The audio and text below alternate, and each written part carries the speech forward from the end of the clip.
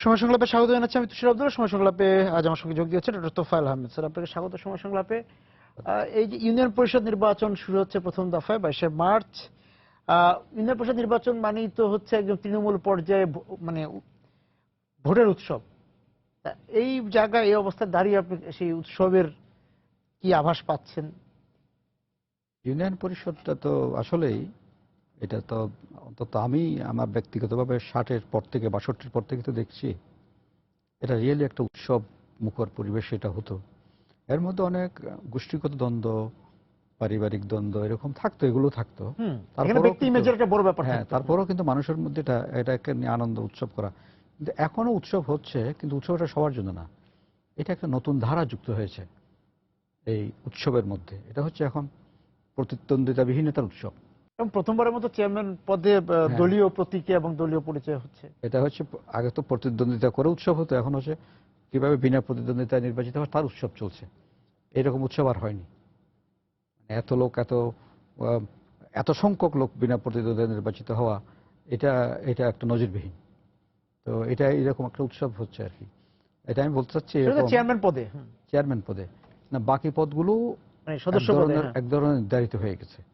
কারণ হচ্ছে কি যে এখন এটা আমি কোনো একটা দলকে দোষ দেব না, সিচুয়েশনটা যদি বলি, ব্যাখ্যাটা, পরিস্থিতিটাই এমন একটা পর্যায়ে চলে গেছে আমাদের। যেমন ধর, আমি ভোটের জার্নি, আমাদের টোটাল জার্নি যদি ভোটের দেখি, লোকাল ভোটের জার্নি, এক সময় ছিল যে সবাই ভোটার ছিল না, শুধুমাত্র বিশেষ একটা অঙ্কের যারা চৌকিদারি ট্যাক্স পেয়ার, তারা শুধু ভোট দিত। আচ্ছা, তারপরে আবার তার সাথে সরকারের প্রতিনিধি থাকতো, এরকম করে একটা পরিষদ হতো। এর থেকে আসলাম আমরা পরোক্ষ ধরনের একটা নির্বাচনে, যেটা আইয়ুব খান বেসিক ডেমোক্রেসিতে দিল, যে একটা ভোট শুধু মানুষ দিবে, সেটা হচ্ছে তার মেম্বারকে। ওই মেম্বারই বাকি সব ভোটিং রাইট এক্সারসাইজ করবে। এটা ইউনিয়ন পরিষদের চেয়ারম্যান, থানা পরিষদের মেম্বার চেয়ারম্যান, জেলা পরিষদের মেম্বার চেয়ারম্যান, বিভাগীয় কাউন্সিল, এটা মেম্বার অফ প্রভিন্সিয়াল অ্যাসেম্বলি, প্রাদেশিক পরিষদ এবং জাতীয় পরিষদ, রাষ্ট্রপতি, সব ভোট দিবে ওই বিডি মেম্বার। এটা একটা জার্নি। স্বাধীনতার পর আমরা এখন 1 পার্সন 1 ভোটে চলে আসলাম। সেই ভোটে এসে আমরা কাউন্সিলে চলে আসলাম। প্রথমবার মতোই আমরা, যে স্বাধীনতার পরেই মানুষ সরাসরি ভোট দিয়েছে তার প্রতিনিধিকে। এখানে মেম্বারকে ভোট দিয়েছে, মহিলা মেম্বারকে ভোট, এটা পরে আসছে। আচ্ছা, চেয়ারম্যানকে ভোট দিয়েছে, ভাইস চেয়ারম্যানের ভোট হয়েছে ইউনিয়ন পরিষদ এক সময়। এখন এরকম একটা জার্নিতে গিয়ে দেখা গেছে কি এটা পার্টি লাইনে দ্বন্দ্ব হয়েছে ঠিকই, যদিও তখন পার্টি ছিল না, পার্টি লাইনে কিন্তু প্রচুর দরকষাকষি হয়েছে। আমি বিএনপি, মানে যে আমি বিএনপি, জাতীয় পার্টি বা বামপন্থী জাসদ এগুলো ছিল আগে। হ্যাঁ, কিন্তু এখন এসে যেটা গোষ্ঠীও ছিল, মাঝখানে যেটা হয়েছিল আবার, না, এই জিনিসগুলো ছাপিয়ে গেল। মিলিটারি শাসন আসার পরে এক ধরনের ডিক্টেটেড ইলেকশন হয়েছে। হ্যাঁ, জিয়ার আমল এবং এরশাদ আমলে কিছু ইলেকশন হয়েছে, এগুলো এক ধরনের ডিকটেশন ফ্রম দি অফিসিয়ালস এবং পার্টি হায়ারার্কি, এক ধরনের ডিরেকশন দিয়ে নির্বাচন, যেমন গণভোটগুলো এভাবে হয়েছে। তারপরে এসে মোটামুটি আবার আমরা একটা ফ্রি ফেয়ার ইলেকশন সিস্টেমে গেলাম 91 অনওয়ার্ড, এবং 2014 পর্যন্ত এইরকমের একটা 9-এর যে ইলেকশন, এই পর্যন্ত আমরা গেলাম। তারপর থেকে আবার উল্টা জার্নি শুরু হয়েছে। এখন আমরা সেই উল্টো জার্নির একটা শেষ পর্যায়ে এসে ক্লাইম্যাক্সে আসি, যে এই আছি যে এখন বিনা প্রতিদ্বন্দ্বিতায় নির্বাচিত হয়ে যাচ্ছে। তাহলে এখন ঘটনাটা কি? ঘটনাটা আমি যারা দেখতে পেলাম বা বোঝার চেষ্টা করেছি, অনেক জায়গায় গেছি ইন দি মিন টাইম, সেটা হচ্ছে যে এখন দলীয় প্রতীকে নির্বাচন হলেও কোনো কারণে অন্য কোনো দলের লোকে গিয়ে আসছে না, তারা তাদেরকে ঝুঁকি মনে করছে। এটা প্রতিপক্ষ আসছে না। হ্যাঁ, প্রতিপক্ষ আসছে না, ঝুঁকি মনে করছে। ঝুঁকিটা কিসের? কেউ বলছে আমার জানের ঝুঁকি, কেউ বলছে আমার ব্যবসা বাণিজ্যের ক্ষতি হবে, কেউ বলছে মামলার ঝুঁকি, এরকম কথাগুলো আসছে। এগুলো কতটুকু কোনটা সত্য আমি জানি না, কিন্তু এইরকমের একটা পরিবেশ বিরাজ করছে। সেক্ষেত্রে ভোটারদের কি সেই অবস্থা? ভোটারদের অবস্থা হচ্ছে, ভোটাররা তো একটা আশ্রয় চাইবে। আমি একজন প্রতিদ্বন্দ্বীর পিছনে কেন যাব? সে প্রতিদ্বন্দ্বী আমাকে সুরক্ষা দিতে হবে। গ্রামাঞ্চলে এটা খুব ইম্পর্টেন্ট। এখন যদি দেখে যে না, কোনো আমাকে সুরক্ষা দেওয়ার মতো কোনো প্রতিপক্ষ নাই, তাহলে আরেকজন যে অন্যায় করছেও তার বিরুদ্ধে আমি আর প্রতিবাদ করব না, কারণ প্রতিবাদ করলেও তো আমাকে সুরক্ষা দিতে পারছে না কেউ। একটা গোষ্ঠী, দল, ব্যক্তি, একটা ইনফ্লুয়েন্সিয়াল লোক, একটা দল আশ্রয় না পেলে এটা করবে না। অথবা যারা দাঁড়িয়েছেন তাদের মধ্যে থেকেও দেখা যাচ্ছে না, যেমন এখন দেখা যাচ্ছে আওয়ামী লীগের ভিতরে হয়তো 5 জন ক্যান্ডিডেট ছিল, 4 জন ক্যান্ডিডেট ছিল, একজন পেয়েছে। বাকি ইলেকশনগুলোতে আমরা দেখেছি একটা বিদ্রোহী নামক তথাকথিত দাঁড়িয়ে যেত। এবার কিন্তু সেটা কমে আসছে। ইউনিয়ন পরিষদে এসে সেটা কমে আসছে। কমে এসছে এটা, কারণ একটা দলের শৃঙ্খলা হয়তো ওনারা স্টাবলিশ করেছেন এর ভিতরে, এটা হতে পারে, অথবা নমিনেশন খুব কোনো কোনো সঠিকভাবে জায়গায় এখনো বিদ্রোহী প্রার্থীদেরকে কম। সরাতে পারেনি, কিন্তু সেটা কম কম বলছেন আপনি। সংখ্যায় খুব কমে গেছে, কারণ এখানে তো অনেক বিস্তৃত ব্যাপক ইলেকশন এটা। তবে এখানে একটা জিনিস হচ্ছে যে মেম্বার, এখানে সরকারের বা দলের হস্তক্ষেপ, দলের প্রতীকে নির্বাচন হচ্ছে না, কিন্তু যেহেতু ওই ব্যবস্থাটা দাঁড়িয়ে গেছে যে একদম নমিনেশন পাওয়া মানে বিজয় সুনিশ্চিত, তখন কিন্তু অন্যরা কিন্তু আর ভয়ে আসছে না। কিন্তু এটাও এক এই যে ধরনের স্যার, যে পৌরসভা নির্বাচন আমরা দেখলাম, উপজেলা নির্বাচন দেখেছি, পরে পৌরসভা নির্বাচন, তার আগে সিটি কর্পোরেশন দেখলাম। সেই বেশ করে আপনি সর্বশেষ যদি পৌরসভা নির্বাচন দেখে, সেখানে সংসদের বাইরের যে বিরোধী দল বা বলা হয় আওয়ামী লীগের একদম বিএনপি, রাজনীতি মাঠের প্রধান প্রতিদ্বন্দ্বী বিএনপির কথা যদি বলা হয় বিরোধী দল হিসাবে, বিএনপিকে যেভাবে সক্রিয় দেখা গিয়েছিল পৌরসভা, ইউনিয়ন পরিষদে কিভাবে দেখছেন আমি সেটা শুনব। ইউনিয়ন পরিষদেও তাদের সক্রিয়তাটা মানে আরো তৃণমূল পার্টি পর্যায়ে, তৃণমূল পর্যায়ে সক্রিয়তার ধরনটা ডিফারেন্টটা হচ্ছে পৌরসভা পর্যায়ে সক্রিয় রাজনীতিবিদ থাকে। আচ্ছা, এবং তারা যেহেতু পৌর এলাকা সংগঠন থাকে, পৌর এলাকা যেহেতু যারা লিডার ওখানে তাদের একটা কানেকশনস থাকে তাদের। কিন্তু ইউনিয়ন পর্যায়ে যারা আছেন তারা রাজনৈতিক সমর্থক হলেও তারা ঠিক পার্টির ওইরকম একাত্ম হয়ে পার্টি করে একদম ওইরকম লোক আচ্ছা বেশি নাই। তারা সমর্থক, সুযোগ পেলে ভোট দিবে, স্লোগানও দিবে, কিন্তু যখন ঝুঁকি দেখবে তারা যে এসে একদম জান দিয়ে ফেলবে, এই অবস্থাটা কিন্তু ওই লেভেলে নাই। আবার পার্টি সংগঠনগুলোও কিন্তু ওই লেভেলে অত শক্তিশালী না। তো সেই কারণে আর গত ইলেকশনের রেজাল্টগুলো দেখে, রেজাল্টের চেয়েও আরেকটা হয়েছে, যারা পৌর নির্বাচনও যারা বিএনপির যে কজন প্রার্থী বিজয়ী হয়েছে তারা খুব ভালো অবস্থায় নেই। আচ্ছা, সুতরাং দেখা যাচ্ছে শুধু নির্বাচন করলেই হবে না, নির্বাচনে বিজয়ী হলেও তোমার কোনো জায়গা নেই, বিজয়ের পরেও তাকে টিকে থাকতে হবে, টিকে থাকতে অসুবিধা হচ্ছে, যার ফলে এখন আর এই ঝুঁকি দিয়ে যাচ্ছে না। ইলেকশনে তো খরচা আছে, অনেক রকমের আর অন্য ঝুঁকি আছে, সেগুলো আছে। আবার যারা নির্বাচন করতে আসেন তারা তাদের স্থানীয়ভাবে ব্যবসা বাণিজ্য অন্যান্য তাদের সেটাও আছে। আরেকটা জিনিস হচ্ছে এখন পার্টি কি মানুষ কেন করে, পার্টির সমর্থন কেন করে, একটা আদর্শ থাকে। আচ্ছা, এই আদর্শের পিছনে হয়তো কিছু মানুষ কোনো কিছু না পেলেও ওই আদর্শটা ধারণ করে বলেই তারা করে। কিন্তু এখন দেখেন, আমি কি বলবো, এটা খুব দুঃখজনক, বিএনপি এবং আওয়ামী লীগ তারা মাঠ লেভেলের যে কর্মী আছে তাদেরকে কি আদর্শটা দিতে পারছে যে যেই জন্য তারা লড়বে। এটা তো আলটিমেটলি ক্ষমতার লড়াই। তো ক্ষমতার লড়াইয়ে ইউনিয়ন পরিষদ দখলের লড়াই না, ইউনিয়ন পরিষদ পর্যায়ে যদি হয় সেটা এক ধরনের, কিন্তু এটা আলটিমেটলি দল যখন করবো তখন তো আমি দলের উপরের দিকের ক্ষমতার লড়াইটা মেইন। এখন আমি ইউনিয়ন পরিষদ করলেও যদি আমার দল ক্ষমতা না থাকে তো আমি সেই লড়াই জিতবো না। সেই রকমের একটা অবস্থান কিন্তু এখন মানুষ গ্রহণ করে নিয়েছে। সুতরাং প্রথম কথা হচ্ছে আদর্শ লড়াই নাই, আদর্শ বলতে কিছু নাই, মানুষ দেখতে পাচ্ছে না থাকলেও তাদের কাছে আছে হয়তো, কিন্তু এটা মানুষ কিন্তু ভিজিবলি, যেমন ধরুন আমার 70-এর দশকে বা তার আগের সময় আমরা স্বাধীনতা, জাতীয়তাবাদ এগুলোর এক ধরনের চেতনায় মানুষ আমরা উদ্বুদ্ধ হয়েছি। এখন এসে যখন আপনি রাজনীতি করছেন, এখন আপনি কি সামনে কি আছে, আপনার কেন এটা করবো, আমি যদি প্রশ্ন করি, আচ্ছা আমি কি নির্বাচন করার পরে আমার আর্থিক উন্নতি, শুধু আর্থিক উন্নতির জন্য রাজনীতি করতে হবে এমন কোনো কথা নেই। এই রাজনীতি অন্যভাবে করা যায়, কারণ টাকা দিয়ে রাজনীতি কেনা যায়, আমাকে রাজনীতি করতে হবে এমন কোনো কথা নেই, তাই না? বরং রাজনীতি করতে যে বিপদে পড়ার সম্ভাবনা থাকে। হ্যাঁ, তো সুতরাং এগুলো অনেকগুলো হিসাব আছে। মানুষ কেন নামবে, এটার জন্য যে প্রণোদনা সৃষ্টি করা দরকার মানুষের মধ্যে।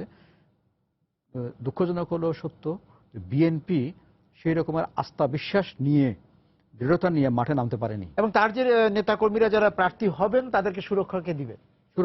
সুরক্ষা তো হয়তো ঠিক আছে, সুরক্ষাই বা না দিলাম, কিন্তু আমি কি করতে চাই লোকাল গভর্নমেন্টকে নিয়ে, লোকাল গভর্নমেন্ট আমি ক্ষমতায় গেলে লোকাল গভর্নমেন্টকে আমি কিভাবে দেখবো, এরকম কোন ভিশনকে বিএনপি মানুষের সামনে তুলে ধরতে পেরেছে? এই ধরনের কোনো ইস্তেহার নাই, না, সেরকম কিছু নাই। তো তাহলে তার যে যারা পরাজিত হয়ে যারা বিজয়ী হয়েছে, এখন যারা বিজয়ী বিএনপির যে মেয়র, যারা সিটি কর্পোরেশনের, তাদের অধিকাংশ তো বাইরে নাই, ভিতরে। তো তাদের জন্য তারা কি করছে? তারা কি কোনো আন্দোলন করতে পারছে বা এটাকে কোনো একটা ইস্যু হিসেবে নিতে পেরেছে? না, পারেনি। তো সুতরাং এখন নতুন করে পঙ্গপালের মতো আগুনে ঝাঁপ দিবে কেন মানুষ? এখানে তো সংখ্যা আরো বেশি। তো সুতরাং এদের রক্ষার প্রশ্ন আছে। রক্ষা মানে আমি বলবো না যে তাদের সামনে দাঁড়িয়ে লাঠিসোঁটা নিয়ে দাঁড়িয়ে যাবে, সেটা না। নৈতিকভাবে তাদেরকে তো একটা আপনি আস্থায় আনতে হবে, তাদেরকে তো আপনি সহযোগিতা দিক নির্দেশনা দিতে হবে। সেটা কোথায়? আপনি বলছেন যে বিএনপির কেন্দ্রীয় জায়গা থেকেই সমস্যাটা, যে তারা তৃণমূল পর্যায়ের যে নেতাকর্মী আছে তাদেরকে কোনো দিক নির্দেশনা সেভাবে দিতে পারছে না, বা তাদের উপর আস্থা রেখে নির্বাচনের মাঠে ঝাঁপিয়ে পড়বে, আপনি ঝাঁপ দেওয়ার শব্দটা বলছেন, সেরকম কোন প্রণোদনা দিতে পারছে না। দিতে পারছে না। আর একটা হচ্ছে পার্টির সংগঠনগুলো আছে কিনা আদৌ, হ্যাঁ, এগুলো কবে সংগঠন হয়েছিল পার্টির, কারা পার্টি করে, পার্টির কোনো তালিকা আছে কিনা, লিস্ট আছে কিনা, রেজিস্টার্ড মেম্বারশিপ আছে কিনা, থাকলে তাদের নেতারা কবে নির্বাচিত হয়েছিল, কিভাবে নির্বাচিত হয়েছিল। তো এগুলো যখন ক্লিয়ার না হবে তখন কিন্তু শুধুমাত্র চেয়ারম্যান ইলেকশনকে কেন্দ্র করে একজন চেয়ারম্যান ঝাঁপিয়ে পড়ে জীবন দিয়ে দিবে না। চেয়ারম্যান বা মেম্বার তারা দিতে পারবেন। এবং এই জায়গাতে বিএনপির একটা সুযোগও ছিল যে তারা তৃণমূল গুছিয়ে তাদের সামনে কাউন্সিল আছে, সেই এখন আরেকটা জিনিস ছিল আমাদের দেশের রাজনীতিতে, এটা পপুলার একটা কথা আছে, এটা হচ্ছে দেশে পার্টি আছে একটা আওয়ামী লীগ, বাকিটা হচ্ছে এন্টি আওয়ামী লীগ। এখন ওই সেন্টিমেন্টটাকে নিয়েই হয়তো ইলেকশন এটা ভালো করা যায়, যেমন কিন্তু এরকম সংগঠিতভাবে জিনিসটা যখন আপনি এইরকম অবস্থায় পড়ে যাবেন, এর থেকে উত্তরণ ডিফিকাল্ট। কারণ এখন তো অলরেডি সরকার এলাউই করছে না নির্বাচনটাকে অন্যভাবে নেওয়ার, এরকম কোনো একটা, যেমন ধরেন দিল্লিতে আম আদমি পার্টি কিভাবে উঠে আসলো, তাতে কিছুই ছিল না, কারণ একটা পরিবেশ আছে, একটা ডিসেন্টিং ভয়েস রেজ করার। এখন জেএনইউতে জওহরলাল নেহরু বিশ্ববিদ্যালয়ের যে ছাত্র কানাইয়া কুমার, তারা যে মুভমেন্টটা করলো, তো তারা কিভাবে করলো, কারণ ওখানে একটা পরিবেশ আছে বলেই করতে পারছে। তা সরকার তো সেই পরিবেশ এখানে এলাও করছে না, এলাও না করলে এরকম আমাদের দেশে অনেক ইতিহাস আছে।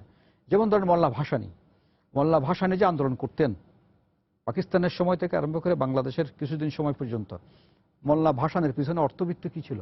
মোল্লা ভাসানী জামায় পাঞ্জাবিতে পকেটও থাকতো না, পয়সা দূরে থাকুক, কেমন, এবং ওই কোন বেলা কোথায় খাবে সেটারও চিন্তা নেই, এবং কারো কাছ থেকে কোনোদিন চায় না যে আমার একটা বাড়ি করে দাও।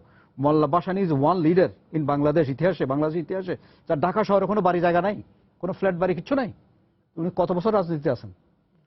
ওদের কাছে মানুষ কেন আসতো? ওদের কাছে মানুষ কিন্তু কিছু চাওয়ার জন্য আসতো না, তারা আদর্শের লড়াই করতে বলেই মানুষ তাদের পিছনে থাকতো। আপনি কোন দিকে যাবেন এখন?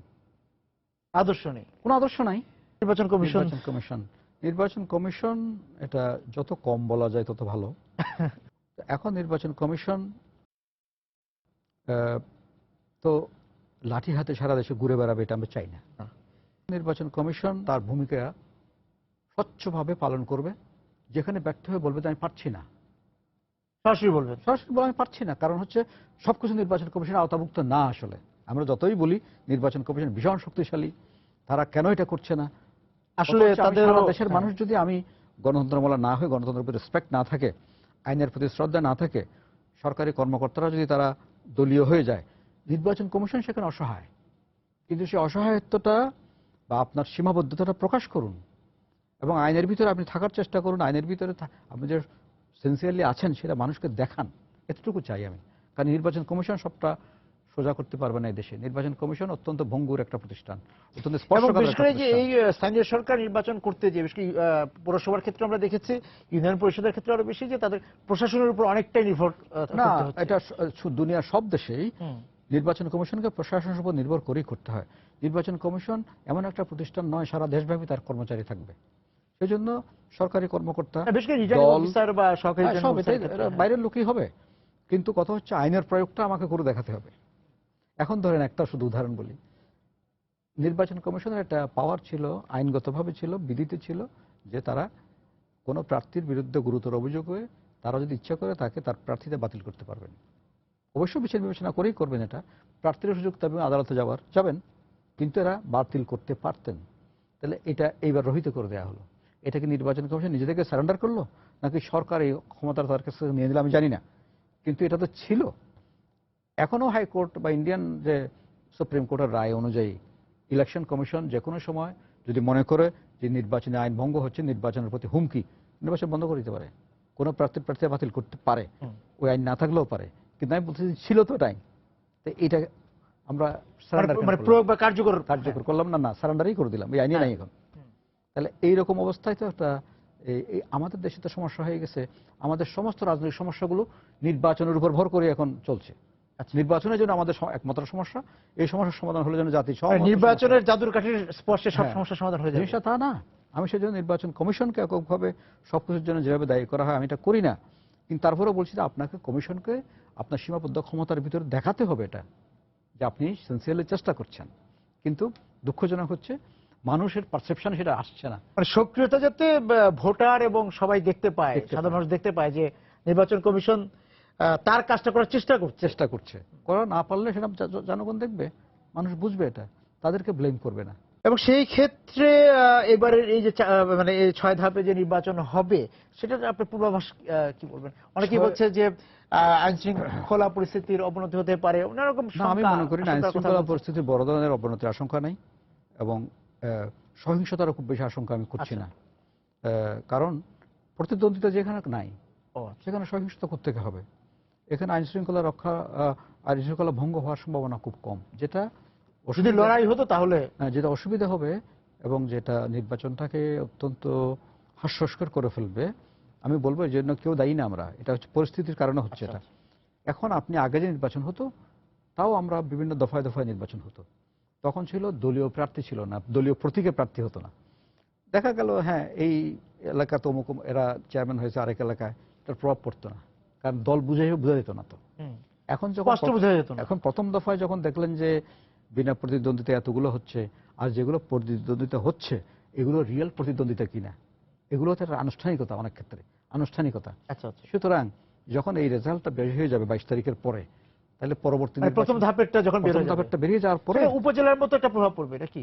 হ্যাঁ, উপজেলাটা তারপরে তো অদলীয় ছিল, ও প্রতীক ছিল না, তারপরেও বোঝা যেত তো। হ্যাঁ, উপজেলাটা যেটা হয়েছে 2 দফা যখন হয়েছে নির্বাচন, ওখানে যখন বিরোধী দলের সংখ্যাটা বেশি হয়ে গেল তখন এটার হস্তক্ষেপটা বেশি বেড়ে গেল, তখন উল্টা হয়ে গেল। এটা একভাবে গেছে।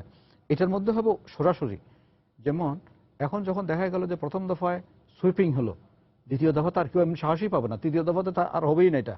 তো সুতরাং এটা গ্রাজুয়ালি এমন একটা অবস্থা দাঁড়াবে, এটা একতরফা প্রতিদ্বন্দ্বিতাবিহীন নির্বাচন পড়বে। জি, কারণ ইন্ডিয়াতে হয় দফায় দফায় নির্বাচন, কিন্তু বাক্সগুলো খোলা হয় একদিনে, একসাথে গোনা হয়, বাক্সগুলো জমা থাকে। তাতে হলো কি এই একটা ডিস্ট্রিক্টের রেজাল্টের প্রভাব অন্য একটা ডিস্ট্রিক্টে পড়ছে না, কারণ রেজাল্ট কেউ জানে না, ভোট দিয়েছে, পোল হচ্ছে, সার্ভে হচ্ছে, কিন্তু এটা সত্য মিথ্যা পরে যাচাই হবে ইলেকশন হয়ে যায় পরে, কিন্তু এটাতে খুব প্রভাব পড়ে না।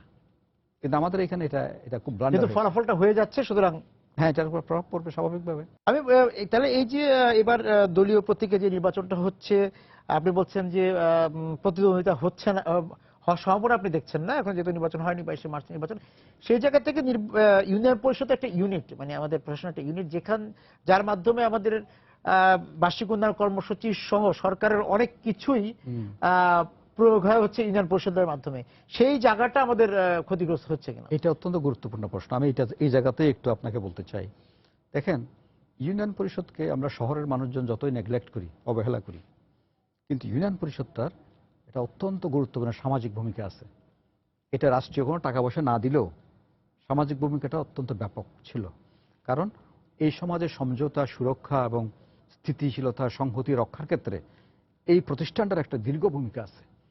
আমাদের কোর্ট সিস্টেমে যত মামলা আছে, বিরোধ আছে, তার 10 গুণের বেশি বিরোধ তারা মিঠায়।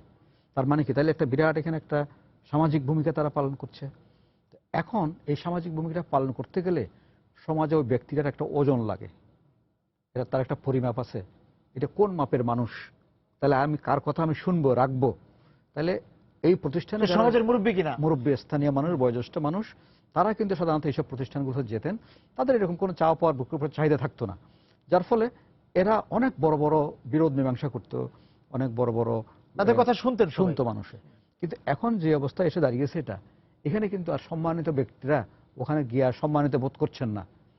তারা এখন আস্তে আস্তে এক্সিট, যে কথাটা বললাম আমি, ওখান থেকে তারা সরে যাচ্ছেন। এখন যারা আসছেন তাদের কিন্তু গ্রামে থাকাও না, তারা থাকে না বেশিরভাগ।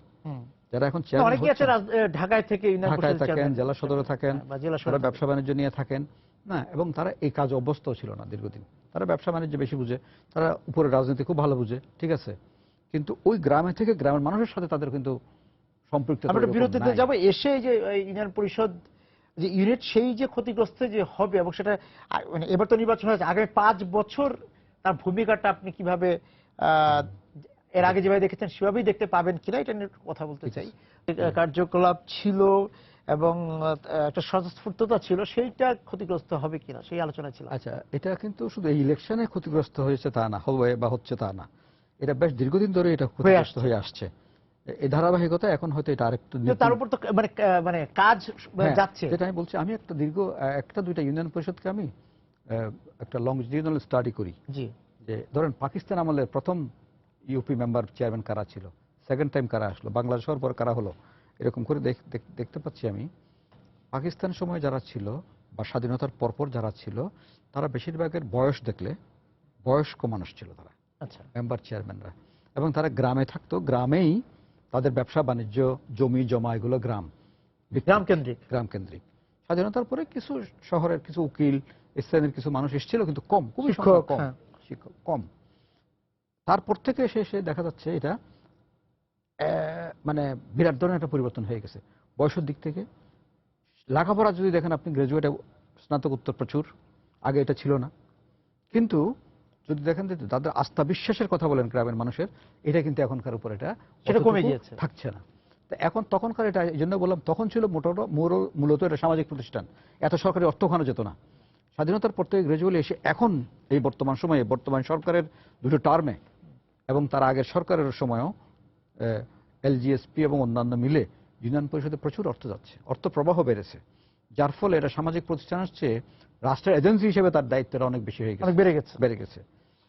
এখন এসে নতুন মাত্রা যুক্ত হলো, এটা এখন পলিটিক্যাল ইনস্টিটিউশনও বটে। তাহলে পলিটিক্যাল ইনস্টিটিউশন এবং রাষ্ট্রের ডেভেলপমেন্ট এজেন্সি, কিন্তু পরিষদ হিসেবে তার যে স্বাতন্ত্র ছিল, স্বায়ত্ত শাসন ছিল, স্বাতন্ত্র ছিল, সামাজিক অবস্থান ছিল, সেটা কিন্তু কিছুটা ইরোড হয়ে যাচ্ছে। তারপরেও বলবো এখানে আরেকটা জিনিসে ক্ষতিগ্রস্ত হওয়ার সম্ভাবনা আছে, সেটা হচ্ছে যেটা সালিশ বিরোধের কথা আসলেন তো, গ্রাম আদালত, যেটা গ্রাম আদালতটা নিয়ে কিন্তু একটা প্রশ্ন দেখা দিচ্ছে। কারণ হচ্ছে গ্রাম আদালতের চেয়ারম্যান হচ্ছেন ইউনিয়ন পরিষদের চেয়ারম্যান। তখন তো চেয়ারম্যান আসতেন নন পার্টিজান লেভেলে, যদিও পার্টির হলেও নন পার্টিজান ইলেকশন হয়ে আসতো, পার্টির উপর নির্ভরশীলতা কম ছিল। এখন তো পার্টির প্রতীকে আসছে, তাহলে পার্টির প্রতীকে একজন লোক এসে কি আদালত চালাতে পারবেন উনি? এটা কি আপনার সংবিধান, আপনার দেশের আইন কানুন কি এটা এলাও করবে? এটা একটা প্রশ্ন। মানে সে একটা রাজনৈতিক পক্ষ নিয়ে সালিশে আসছেন, মানে সালিশ না শুধু, এটা আদালত তো, এটা কিছু সিআরপিসির কিছু অ্যাক্টটাকে বাস্তবায়ন করার জন্য সাক্ষ্য আইনের কিছু জিনিস নেওয়া, এবং ওনারা তো ওখানে একদম লাল সালু টালু দিয়ে কিন্তু কোর্টে বানিয়েছেন এটাকে, কোর্টের আদলে, কিন্তু এটা করাটা উচিত হয়নি, এটা কোর্টের রুলিং আছে না করার জন্য, কিন্তু এটা করা হয়েছে। তাহলে এটা কি চলবে কিনা? এটা যদি এখন আমাদের অনেকগুলো প্রজেক্ট আছে, আবার অ্যাক্টিভেটিং ভিলেজ কোর্টকে শক্তিশালী করার জন্য, কার্যকর করার জন্য বিদেশি অর্থে কিন্তু প্রজেক্ট আছে। এখন আমার ইউনিয়ন পরিষদ যদি অকার্যকর হয়, তাহলে কিন্তু ভিলেজ কোর্ট কিভাবে কার্যকর হবে? আমার পুরো শরীর কাজ করছে না, আমি শুধু একটা অঙ্গকে আমার কার্যকর রাখতে পারবো না এটা। তো সুতরাং এইখানে একটা বড় প্রশ্ন দেখা দিবে সামনে। এবং সাধারণ সদস্যদের সাথে তাদের সম্পর্ক কিরকম হবে এবার? সাধারণ সদস্যদের সাথে তো এখন যে সম্পর্ক সেটা খুব ভালো না। কারণ হচ্ছে আইনগতভাবে চেয়ারম্যানই সর্বক্ষমতার অধিকারী, এবং চেয়ারম্যানের সাথেই উপরের দিকে যোগাযোগ, সব মেম্বারদের সাথে কোনো যোগাযোগ কোথাও নাই কারো, সরকারি কর্মকর্তাদের সাথে যোগাযোগ, পলিটিশিয়ানদের সাথে, উপজেলার সাথে, সবকিছুর সাথে চেয়ারম্যানের সাথে যোগাযোগ। তো সেই হিসেবে মেম্বাররা নিষ্প্রভ থাকেন। তো এখন এই ইলেকশনের পরে দুটো সিনারিও, একটা হচ্ছে হয়তো আমরা সবাই একই দলের হলাম, তাহলে এক ধরনের মিলেজুলে চলা, হ্যাঁ, আবার আর মিলেজুলে চলে না, এক দলের হলে সবাই মিলেজুলে চলে তা না, কিন্তু এর ভিতরে কিন্তু ফ্যাকশন হয়ে যায়। উনি কি এমপি লাইনের, উনি কি উপজেলা চেয়ারম্যান লাইনের, না উনি কোন এমপি সাহেবের, হ্যাঁ, এরকমের জিনিস থাকে। কিন্তু এগুলো নিয়ে দ্বন্দ্বটা বেশি হয়, কম হয় না। কারণ আমরা কেন জানি না, একটা জগরাপুরে বসবাস করছি। জগরাপুর একটা বই আছে, জগরাপুর। আবার এখানে তো আছে যে সংসদ সদস্যদের একটা প্রভাব থাকবে এবার নির্বাচন। অবশ্যই নির্বাচন থাকুক না থাকুক, নির্বাচনের পরে কাজ করতে গেলে সংসদ সদস্যকে এড়িয়ে কাজ করানো সম্ভব না। কারণ অনেকগুলো সার্কুলারে বলাই থাকে ওরা পরামর্শ গ্রহণ করিবেন, ও পরামর্শ সুযোগে উনি কিন্তু সিদ্ধান্ত চাপিয়ে দেন। সেই জায়গা থেকে তো একটা সাংঘর্ষিক জায়গায় ইউনিয়ন পরিষদ যাচ্ছে নির্বাচনের পরেও, যখন সে কাজ করতে শুরু করবে তখন। না, আমি সাংঘর্ষিক বলবো না, আমি মনস্তাত্ত্বিক সাংঘর্ষিক। যে কোনো প্রতিষ্ঠানে একটা ইনার ডিনামিক্স থাকে, ওখানে দ্বন্দ্ব থাকবে, দ্বন্দ্বের ফলেই কিন্তু একটা নতুন জিনিস সৃষ্টি হয়, সেই দ্বন্দ্বটা হেলদি। কিন্তু আমরা যেটা করছি এগুলো কাজিয়া, হ্যাঁ, এগুলো কিন্তু ওই রকম দ্বন্দ্ব না, আলোচনার মধ্য দিয়ে না, যেগুলো একটা আইন আছে, আমার আইন কানুনের মধ্যে থেকে আমার কাজ করতে গেলে এখানে দ্বিমত হতে পারে, সেটা স্বাভাবিক, এটা হেলদি ডিবেট হোক, কিন্তু ওইসবে নাই আমরা। এটা হচ্ছে একদম ভাগাভাগির প্রশ্ন আসে। সেই জায়গা থেকে তাহলে এইবার ইউনিয়ন পরিষদ নির্বাচন নিয়ে আপনি খুব বেশি, ইউনিয়ন পরিষদের আমরা মুশকিল হয়, আরেকটা মুশকিলের কথা আপনাকে বলি। লোকাল গভর্নমেন্ট বলতে আমরা ইউনিয়ন পরিষদ নিয়ে যত ভাবি, লোকাল গভর্নমেন্ট তার দুটো স্তর আছে, জেলা এবং উপজেলা, এগুলোকে সমন্বিতভাবে কাজ করাতে হবে। ইউনিয়ন এককভাবে কিন্তু কাজ করার সীমাবদ্ধতা প্রচুর, কিন্তু আমাদের সমস্ত আলাপ আলোচনা সবকিছু ইউনিয়ন পরিষদ কেন্দ্রিক, ওই দুইটা প্রতিষ্ঠানকে আমরা ভুলেই গেছি মোটামুটি। আচ্ছা, তো সেই জন্য বলছি এটা বিল্ট-ইন সীমাবদ্ধতা আছে। আবার এই নির্বাচনকেই সীমাবদ্ধতা আরোপ করে দিচ্ছে, দেশের রাজনৈতিক অবস্থা পরিস্থিতি এক ধরনের সীমাবদ্ধতা আরোপ করে দিচ্ছে, বিউরোক্রেসির যে ভূমিকা সেটা এক ধরনের সীমাবদ্ধতা তৈরি করে দিচ্ছে, উপর দিকে রাজনীতিবিদদের অতি নিয়ন্ত্রণের একটা টেন্ডেন্সি আরেক ধরনের সীমাবদ্ধতা তৈরি করে দিচ্ছে। সবটা মিলে ইউনিয়ন পরিষদ কোথায় গিয়ে দাঁড়াবে আমি বুঝতে পারছি না। সেই জায়গা থেকে তার সে মানে স্থবির হয়ে যাবে কিনা। জি, না, স্থবিরতা অলরেডি এসে গেছে। আচ্ছা, এসে গেছে। এই ইলেকশনের কারণে না, আগে থেকে এটার মধ্যে স্থবিরতা আছে। কারণ ইউনিয়ন পরিষদকে নিয়ে কিন্তু পরীক্ষা নিরীক্ষার কোনো শেষ নাই, আচ্ছা, প্রকল্পের কোনো শেষ নাই। 20টা প্রকল্প আছে কিন্তু, আচ্ছা, বিভিন্ন ডোনার সাপোর্টেড। এটা এক একজন এক দিকে টেনে নিয়ে যাচ্ছে এটাকে। কেউ মনে করছে গ্রাম সভা মানে হচ্ছে ইউনিয়ন পরিষদ, গ্রাম সভা যদি ঠিক হয় ইউনিয়ন পরিষদ ঠিক হয়ে যাবে। কেউ মনে করলো যে বাজেট নিয়ে কাজ করবে, ওপেন বাজেট এরকম। কেউ মনে করলো যে এটার স্থায়ী কমিটি, এরকম এক একজন এক এক মানে স্থানীয় সরকার পর্যায়ে একজন সার্বিকভাবে দেখছে না। কেউ মনে করলো ভিলেজ কোর্টটাই আমার শক্তিশালী করা দরকার। আমার ইউনিয়ন পরিষদ যদি না চলে কোর্ট কিভাবে চলবে? এইগুলো নিয়েই অনেক রকমের সামগ্রিক চিন্তাটা নাই আর কি, এটা আসতে হবে। এবং সামগ্রিক চিন্তা না, সেই জায়গা থেকে আপনার স্থবিরতাটা আরো ত্বরান্বিত হবে, আরো স্থবির হয়ে যাবে, সেটাই আপনার শঙ্কার জায়গা। আপনাকে অনেক ধন্যবাদ আজকে আমাদের সঙ্গে যোগ দেওয়ার জন্য। দর্শক যারা ছিলেন সময় সংলাপের সঙ্গে এতক্ষণ, আপনাদেরকে ধন্যবাদ জানিয়ে শেষ করছি আজকের সময় সংলাপ। দেখা হবে আগামী দিন। সবাই সুন্দর থাকুন।